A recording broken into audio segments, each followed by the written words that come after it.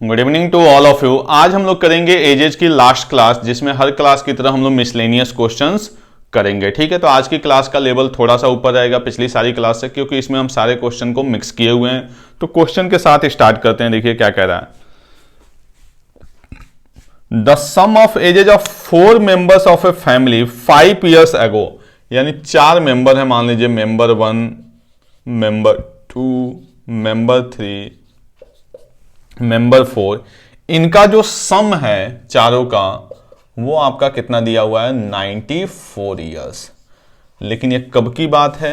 5 years ago, यानी 5 साल पहले किसी फैमिली में 4 मेंबर थे जिनका सम है, एवरेज नहीं है। वो क्या दिया हुआ आपका 94 years। Today when the daughter has been married, यानी अब ये इसको लेके आ रहा है प्रेजेंट में।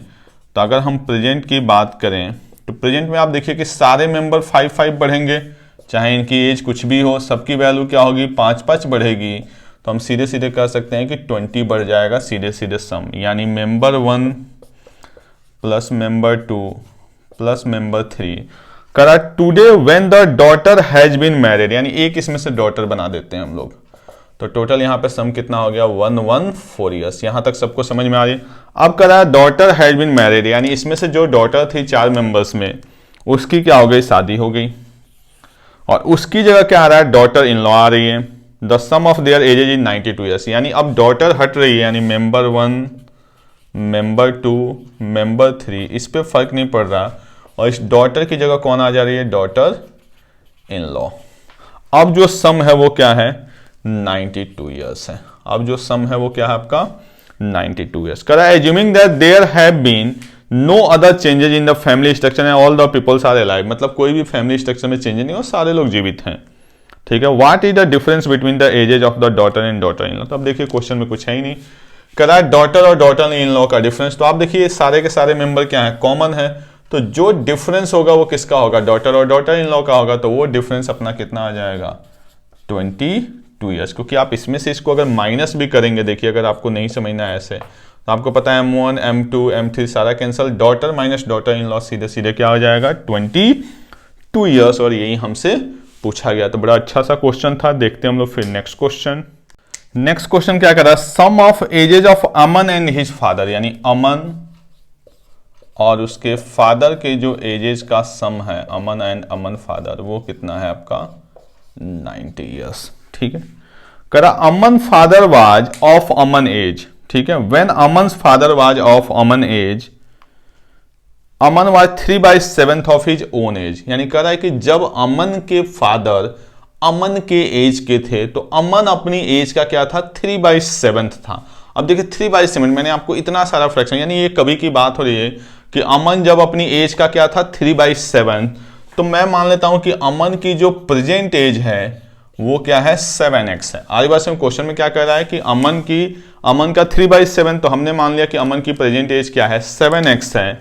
तो जब अमन इसका 3/7 था, तो 3/7 यानी 3x का। ठीक है। उस टाइम पे क्या कर रहा है, when Aman's father was of Aman age, यानी जब अमन के फादर अमन के एज के थे, यानी उसके फादर की एज जो थी, जैसे ये एज किसकी हमने मानी है अमन की, तो अमन के फादर की जो एज थी वो इसकी एज थी, यानी क्या थी 7x। ये बात समझ में आ रही है सबको। देखिए क्वेश्चन में क्या कह रहा है कि व्हेन, यहां पर देखिए क्या कह रहा है, when Aman's father was of Aman age, when Aman's father was of Aman age. ठीक है। Aman was 3/7 of his age, तो हमने अमन की एज 7x मानी हुई, क्योंकि 3/7 है तो अमन की एज 7x। अब करा अमन के फादर जब 7x के थे, तो अमन क्या था 3/7, यानी ये था।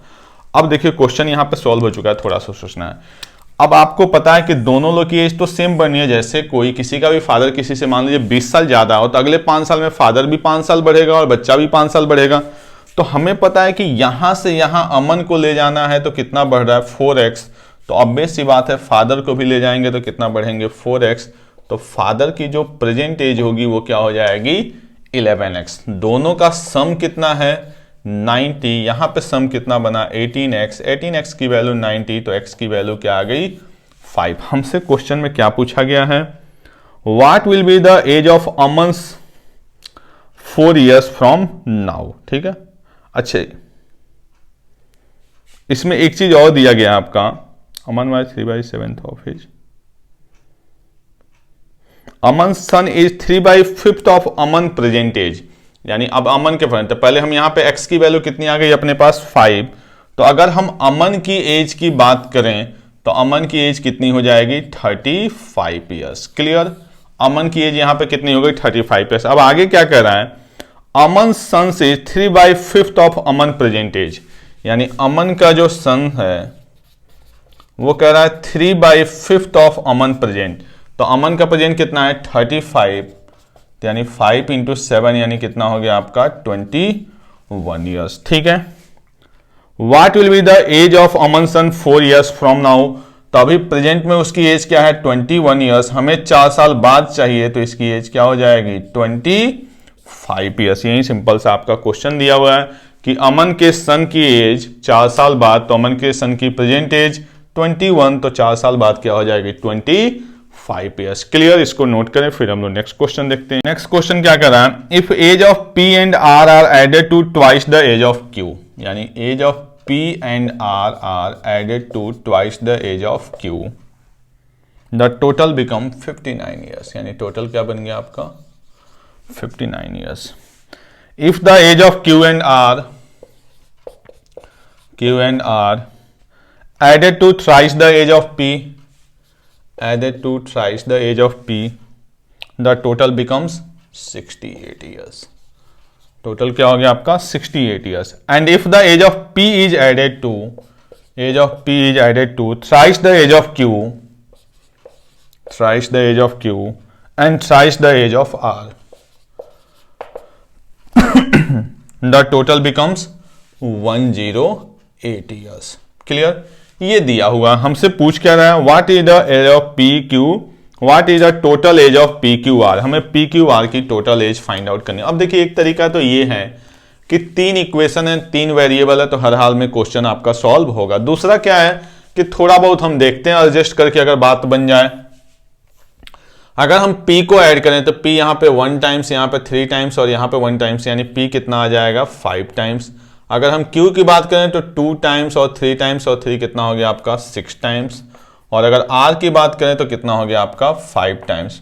फाइनली वैल्यू कितनी आ रही है इनकी 8, 8, 16, 9, 25, 5, 6, 11, 1, 12, 11, 2, 13, 1, 1, 2, 235। इनकी जो टोटल वैल्यू आ गई वो कितनी आ गई 235 ईयर्स। अब देखिए अगर यहाँ पे ये 6 की जगह 5 होता तो बड़ा आसान क्वेश्चन हो जाता, हम सीधे सीधे 5 से इसको क्या कर देते डिवाइड कर देते और अपना काम चल जाता। बट यहाँ पे P भी 5 बार है, R भी 5 बार है, लेकिन Q कितने टाइम्स है 6 टाइम्स है। तो कुछ नहीं करना, हमें इसको एडजस्ट ही करना, इस वैल्यू को लाके इसमें माइनस कर देते हैं ताकि सारे सिमेट्रिक बन जाए। जैसे P के बाद मैं Q को लिख लेता हूं 2Q plus R equal to 59 years. इसमें से अगर मैं इसको माइनस करूं तो 5P में से P जाएगा, यानी क्या बच गया आपका 4P, 6 में से गया ये क्या बच गया आपका 4Q, और ये क्या बच गया 4R, यानी फाइनली जो वैल्यू अपने पास आई। ठीक है, आप ये भी कर सकते थे इन दोनों को ऐड करके इसमें से माइनस, अब इस वैल्यू में से इसको हमें क्या करना है माइनस, तो ये बन जाएगा आपका 15 में से 9 गया 6, 6 1 7 और 1 176। क्लियर, हमें क्या चाहिए P plus Q plus R, तो हम क्या कर लेंगे यहाँ पे 4 से डिवाइड कर देंगे, तो P plus Q plus R equal to आ जाएगा आपका 44 ईयर्स। तो ये भी सिंपल सा क्वेश्चन था, बस एक एडजस्टमेंट करके लाना था। तो ऐसे क्वेश्चन को हम ऐसे भी सॉल्व करते हैं, ये नहीं कि प्रॉपर इक्वेशन को सॉल्व करने लगे। इसको नोट करें, फिर हम लोग नेक्स्ट क्वेश्चन पे आते हैं। क्वेश्चन करा, father age is 4 times as much as sum of the ages of 3 children, यानी जो फादर की एज है वो क्या कह रहा है 4 times sum of the ages of his 3 children, यानी मान लीजिए चिल्ड्रन 1, चिल्ड्रन 2, चिल्ड्रन 3। ठीक है, ये दिया हुआ है, कर रहा है edges of 3 children but 6 years hence, यानी 6 साल बाद। तो ऑब्वियस सी बात है 6 साल बाद, यानी फादर को भी हमने बढ़ा दिया, फादर प्लस 6। ठीक है, अगर मैं चिल्ड्रन की बात करूं तो सारे बच्चे 6 साल बढ़ेंगे। ठीक है, ये बात मैंने स्टार्टिंग में बताई थी कि हमेशा क्वेश्चन किस पे सॉल्व होता है आपका प्रेजेंट पे। कर रहा है His age will be only double, यानी उसकी एज क्या रह गई डबल। यानी ये जो वैल्यू है वो क्या आपका 2 टाइम्स है। क्लियर? तो इसको थोड़ा सा सिंप्लीफाई करते हैं हम, तो हम लिख सकते हैं father plus 6 equal to 2 times of C1 plus C2 plus C3 plus आपको पता है 6 प्लस 6 प्लस 6 18, 18 इंटू 2 क्या हो गया आपका 36 ईयर्स। क्लियर? ये आ गई वैल्यू। यहां से अगर हम इसको थोड़ा सा और सिंप्लीफाई करें तो ये बनेगा father plus 6 minus 36 equal to 2 times of C1 plus C2 plus C3। हमसे क्वेश्चन में पूछा क्या गया है, the present age of father. ठीक है, तो यहां से हम लिख सकते हैं father minus 30 equal to 2C1 plus C2 plus C3। अगर ये 2C1 C2 C3 की वैल्यू होगी, अगर मैं इसको 4 टाइम कर दूं तो हमारी वैल्यू यहां पे मिल जाएगी। तो मैं इसको क्या करता हूं, सीधे सीधे 2 से मल्टीप्लाई। अगर मैं इसको 2 से मल्टीप्लाई करूं तो ये क्या बन जाएगा 2F minus 60 equal to 4 times of C1 plus C2 plus C3। अब ध्यान से देखिए, एक वैल्यू यहां पे है, एक वैल्यू यहां पे है, दोनों का राइट साइड क्या है, सेम है, तो लेफ्ट साइड भी क्या हो जाएगा, सेम। तो हम लिख सकते हैं father equal to 2F minus 60, तो देन यहां से फादर की वैल्यू क्या आ जाएगी 60 ईयर्स। हम चिल्ड्रन का सम डिसाइड कर सकते हैं, चिल्ड्रन की इंडिविजुअल वैल्यू डिसाइड नहीं कर सकते। तो फादर की एज क्या आ जाएगी 60 ईयर्स। ठीक है, इसके बाद से हम लोग देखते हैं नेक्स्ट क्वेश्चन। ये जो क्वेश्चन आपका बड़ा ही सिंपल है, इसमें दो चीजें दी गई हैं बट दोनों का कोई यूज नहीं है। करा man age is 125% of what it was 10 years ago, यानी 125%। तो आपको पता है कि 125% का मतलब परसेंटेज आप लोग इतनी अच्छी तरह से पढ़ें, इसका मतलब क्या होता है 5/4। ये वैल्यू क्या होती है ओल्ड, ये क्या होती है न्यू। तो यहाँ पे कितने का गैप है 1 का, और 1 की वैल्यू जो क्वेश्चन में है वो कितनी है आपकी 10 ईयर्स। हमसे पूछा गया प्रेजेंट, यानी 5 की वैल्यू क्या हो जाएगी 50 ईयर्स। यानी क्वेश्चन में कोई है ही नहीं। अगर आप परसेंटेज से लिखें तो 125% प्रेजेंट, और ये क्या हो गया 100%। कितने का डिफरेंस 25%। 25% की वैल्यू क्वेश्चन में कितनी है 10 ईयर्स, तो 125% की वैल्यू आपको दिख रहा है इसका 5 टाइम्स, यानी सीधे सीधे क्या हो जाएगा 50 ईयर्स। ठीक, इसमें सेकंड क्वेश्चन से भी सॉल्व करेंगे जो आपका दिया हुआ है 83 1/3, उससे भी आपका आंसर यही आना है। तो ये काफी अच्छा क्वेश्चन था।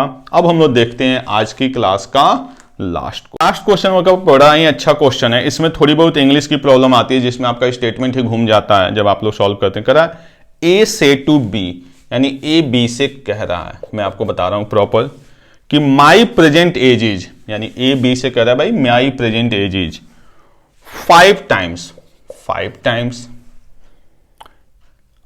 5 times your date was when I was as old as you are. यानी यहां पे कह रहा है कि 5 टाइम्स योर एज, यानी बी की एज कब, when A was B age. बात समझ में आ रही है? यहां पे मैंने लिखा है कि हमें यहां पे पता करनी है बी की एज, लेकिन बी की एज कब, जब ए वाज बी ओल्ड, यानी ए जो था वो बी की एज का था। बात समझ में आ रही है? क्वेश्चन में अब तक क्लियर हो गया। कह रहा है ए जो कह रहा है कि बी से भाई मैं 5 गुना हूं तुम्हारी एज का, लेकिन कब, तुम्हारी एज कब, जब मैं तुम्हारी एज का था। बात समझ में आ रही है?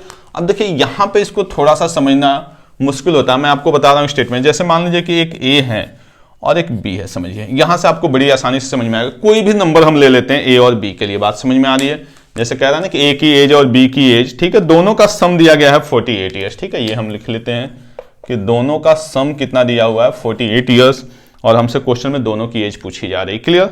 तो अब देखिए यहां पे क्या है कि मैं यहां पे ए और बी को आपको बोलता हूं कोई भी नंबर एज्यूम करें। जैसे मान लो कि ए को मैंने दे दिया 14 ईयर्स और बी को मैंने दे दिया 10 ईयर्स। आपको सिर्फ समझाने के लिए मैं लिख रहा हूं। अगर मुझे पता करना है कि बी की एज, हमें पता करना है बी की age when A was B age, यानी जब ए जो था वो बी की एज का था। बात समझ में आ रही है? यहां पे हमें पता करना है किसकी एज, बी की एज, लेकिन कब, जब ए बी की एज का था। यानी ए की एज क्या होनी चाहिए 10 साल। तो आप खुद बताइए ए की एज 10 साल कब होगी, 4 साल पहले। तो हमें इसमें से भी 4 साल क्या करना पड़ेगा माइनस, यानी फाइनली क्या आ जाएगा 6 ईयर्स। क्लियर? यानी बी की एज अगर मुझे इस स्टेटमेंट के अकॉर्डिंग बताना है तो यहां पे वैल्यू क्या आएगी 6 हमारे पास आ कैसे रहा, देखिए कह रहा है B age when A was A age. B की एज बतानी है, लेकिन कब, जब ए जो था वो बी की एज का था। तो ए बी की एज का कब रहा होगा 4 साल पहले। यानी अगर हम बी में से 4 को माइनस कर रहे हैं तब अपना आंसर आ रहा है। क्लियर। अब क्वेश्चन उठता है ये 4 कहां से आ रहा है, तो 4 देखिए कहीं ना कहीं इन दोनों का क्या है, डिफरेंस है। क्लियर। यानी हमारा जो आंसर यहां पे आ रहा है 6 इयर्स, इसके अकॉर्डिंग वो कैसे आ रहा है कि हम बी की एज में से 4 को क्या कर रहे हैं, माइनस कर रहे हैं। क्लियर।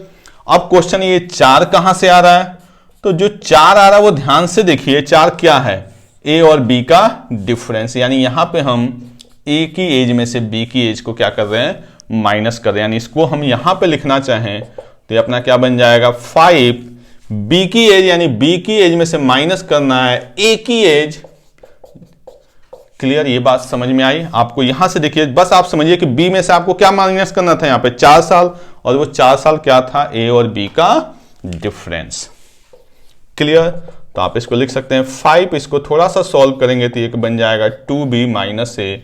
और अगर आप कुछ ना करना चाहें तो इस पॉइंट को याद कर लीजिए कि जब भी पूछा है, जैसे यहां पे मैं बताऊं कि b की एज जब a b की एज का था, तो यहां पे मैंने क्या लिखा है 2 टाइम्स ऑफ b माइनस ए। देखिए 10 का डबल 20, और 20 में से 14 को माइनस करिए 6, कोई भी वैल्यू ले लीजिए। मान लीजिए इसका आपने दे दिया 8, इसका दे दिया 3।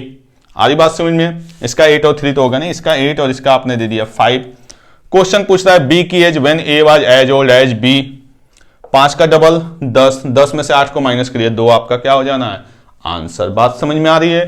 तो आप इस पॉइंट को भी याद कर सकते हैं कि जब भी इस तरह का स्टेटमेंट आएगा यह हमेशा क्या बनेगा 2b माइनस ए, और यहां पे आपका क्वेश्चन में दिया रहेगा 5 टाइम्स 7 टाइम्स, कोई फर्क नहीं पड़ता। अब यहां से हम इसको सॉल्व करेंगे तो a इक्वल टू बन जाएगा अपने पास 10b माइनस 5a, यहां से 6a इक्वल टू 10b, तो a over b equal to 10/6, 10/6 का मतलब 5/3, दोनों का सम कितना बना 8, 8 की वैल्यू 48, तो 1 की वैल्यू 6, तो 5 की वैल्यू 30 और इसकी वैल्यू 18।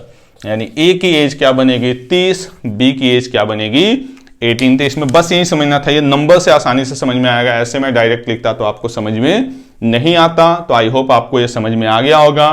ये आज की क्लास का आपका क्या था, लास्ट क्वेश्चन था, और एजे चैप्टर यहाँ पे हमारा आके क्या होता है, फिनिश होता है। जैसा कि मैंने आपको कमेंट में दिया था कि अर्थमेटिक में मैं आपको सारे चैप्टर्स कराऊंगा, तो अब आपका सिर्फ एक चैप्टर रह गया पार्टनरशिप, जिसको हम नेक्स्ट क्लास से स्टार्ट करेंगे। Okay, thank you.